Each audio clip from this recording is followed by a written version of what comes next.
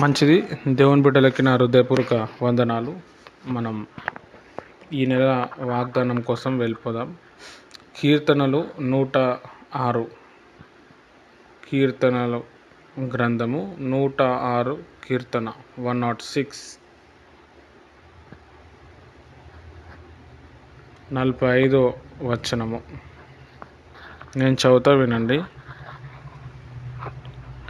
వారిని తలంచుకొని ఆయన తన నిబంధనను జ్ఞాపకం చేసుకొనెను.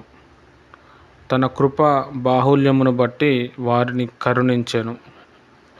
వారిని చెరగొనిపోయిన వారందరికీ వారి ఎడల కనికరం పుట్టించెను.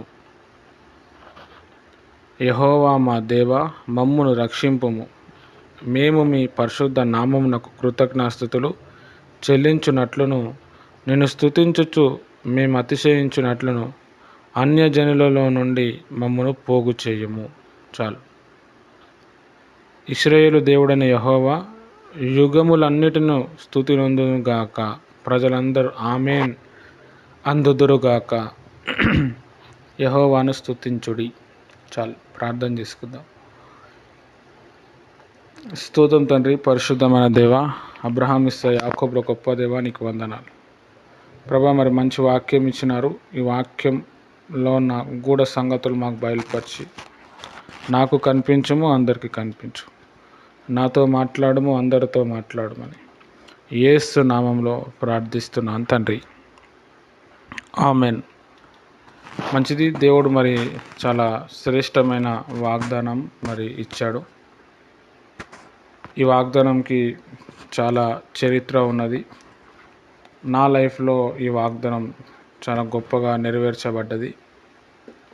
మరి కరోనా టైంలో ఉద్యోగం చేయాలి అని చెప్పి నేను ఉద్యోగానికి అప్లై చేశాను. నైట్ జాబ్కి రామని చెప్పారు. ఇంకా 10 o'clockకి జాబ్ ఉంటుంది. నేను 8 o'clockకి వెళ్ళిపోవాలి. కొత్త బైబిల్ కొనుక్కున్నాను. ఆ బైబిల్ ఇట్లా ఓపెన్ చేసి కూర్చున్నాను. మా అమ్మగారు ఛాయ్ ఇచ్చారు. మా అమ్మగారు చెప్పారు, నిద్ర రాకుండా నాకు టీ అని చెప్పి. ఆ ఛాయ్ ఇచ్చినప్పుడు ఛాయ్ తాగుతూ ఉన్నాను. కింద బైబిల్ ఉంది. ఛాయ్ లోపలికి వెళ్ళి ఒక చుక్క లేచి ఈ బైబిల్ మీద పడ్డది, ఈ వచనం మీద పడ్డది. అరే, మంచి బైబిల్ మీద ఛాయ్ చుక్క పడ్డది కదా అని చెప్పి వెంటనే తుడవంగానే ఈ కీర్తన 43 నుంచి 48 వరకు ఆ మచ్చ ఇట్లా స్ప్రెడ్ అయి ఉంది. దేవుడు నాతో ఏదైనా మాట్లాడతాడేమో, అందుకే చుక్క పడినట్టుంది. ఎందుకంటే నేను ఛాయ్ తాగేటప్పుడు చాలా జాగ్రత్తగా తాగుతున్నాను.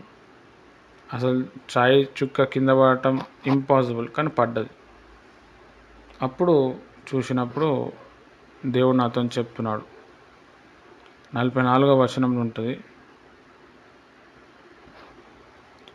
43వ వచనంలో ఉంటుంది. అనేక పర్యాయములు ఆయన వారిని విడిపించెను, అయినను వారు తమ ఆలోచన అనుసరించి తిరుగుబాటు చేయుచూ వచ్చిరి.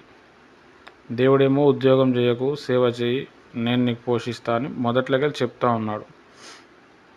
కానీ నేను ఇంటికి పెద్ద కొడుకు, నేను చెయ్యాలి కదా అని చెప్పి ముందుకు వెళ్తూ ఉంటే ఇక్కడ చెప్తున్నాడు, చాలా క్లియర్గా మాట్లాడుతున్నాడు. అనేక పర్యాయములు నేను వారిని విడిపించాను, అయినను వారు తమ ఆలోచనను అనుసరించి తిరుగుబాటు చేయుచూ వచ్చిరి. నేను చెప్పింది వినకుండా నాకు తిరుగుబాటు చేస్తురని. ఫుల్ వర్షం పడుతుంది, భయం వేసింది నాకు. హల్లెలూయా. ఆయన తమ దోషము చేత హీన దోష నొందిరి, ఆయనను వారి రోదను తనకు వినబడగా వారికి కలిగిన శ్రమను ఆయన చూచాను. వారిని తలంచుకొని ఆయన తన నిబంధనను జ్ఞాపకం చేసుకొనెను. తన కృప బాహుల్యమును బట్టి వారిని కరుణించాను. ఈ వాక్యము వింటా ఉన్నప్పుడు నిజమే కదా, దేవుడు చాలాసార్లు నన్ను కాపాడాడు. కానీ నేనే మరి ఆయనకు విరుద్ధంగా నేను నడిచి ఇబ్బందులు పాలవుతున్నాను. ఇంకెన్ని ఇబ్బందులు వస్తుందని చెప్పి మళ్ళీ ఉద్యోగం మానేసినాను. ఇది జరిగి కూడా ఒక 3-4 ఇయర్స్ అయ్యి ఉండొచ్చు. 2020లో అనుకుంటా. తర్వాత అప్పటి నుంచి ఇప్పుడు దేవుడు పోషిస్తూనే వచ్చాడు. హల్లెలూయా.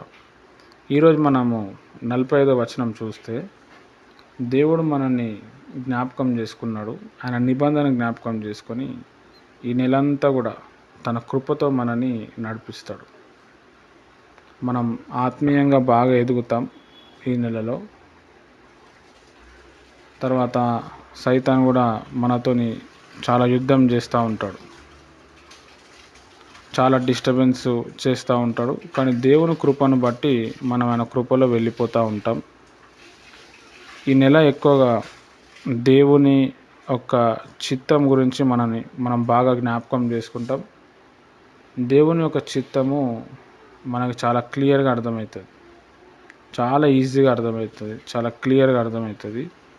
దేవుని చిత్తంలో మనం ఈ నెల బాగా లోపలికి వెళ్తాం, బాగా డెప్త్గా వెళ్తాం. తర్వాత మన జీవిత గమ్యాన్ని ఈ నెలలో మనం తెలుసుకుంటాం. చాలా విషయాలు, మన పర్సనల్ లైఫ్ గురించి చాలా విషయాలు మనం తెలుసుకుంటాం. తర్వాత దేవుని యొక్క కనికరం, ఆయన కృప, ఆయన మనల్ని ఎంతగా ప్రేమిస్తున్నాడు, అలాంటి విషయాలు, అలాంటి అంశాలు మనకి బాగా అర్థమవుతాయి. అంటే దేవుని ఒక ప్రేమను మనం బాగా అర్థం చేసుకోగలుగుతాం ఈ నెలలో. తర్వాత దేవుడు కూడా ఏం చేస్తాడు అంటే మనని శ్రమ నుండి తప్పిస్తాడు, శోధన నుండి తప్పిస్తాడు. తనను నమ్ముకున్నందుకు మనకు ఎలాంటి జీవితం ఇవ్వాలో ఈ జూన్ నెలలో దేవుడు మనకు అది అనుగ్రహిస్తాడు. అట్ ద సేమ్ టైం మనం కూడా ఏం చేస్తాము అంటే ఆ దేవుణ్ణి అదే విధంగా స్తుతిస్తాము, కొనియాడతాము. హల్లెలూయా. చాలా ఇంపార్టెంట్ విషయం. దేవునిలో బాగా ఎదుగుతాము. దేవుని ఒక ప్రేమ, కృప, కనికరం బాగా తెలుసుకుంటాం. సైతాన్తో కూడా శోధింపబడతాం. కానీ మన అంతిమ గమ్యం ఏదైతే ఉందో, దేవుని యొక్క చిత్తం, సంపూర్ణత ఈ నెలలో మనకి తెలుస్తుంది. తర్వాత మనం దేవుణ్ణి కూడా బాగా స్తుతిస్తాము.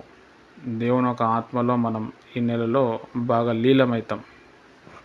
లైఫ్ చాలా ఈజీ అయిపోతుంది ఈ జూన్ నెలలో.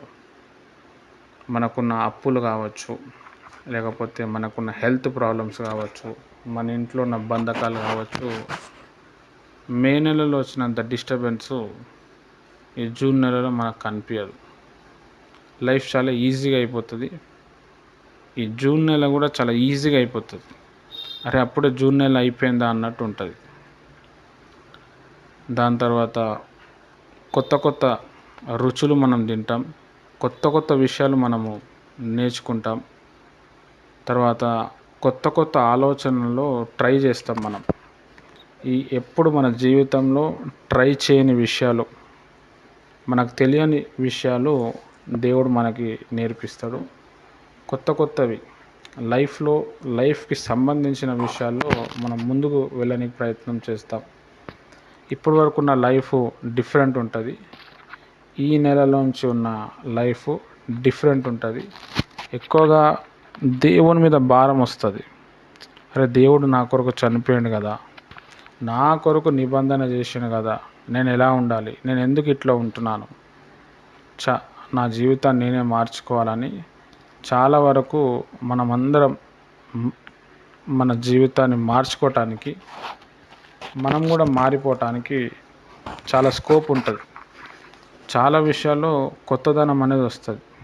మన మాటల్లో, ఆలోచనలో, మన బాడీలో ఉన్న డిస్టర్బెన్సు, మైండ్లో ఉన్న డిస్టర్బెన్సు మరి ఈ జూన్ నెలలో దేవుడు చాలా వరకు తగ్గిస్తాడు.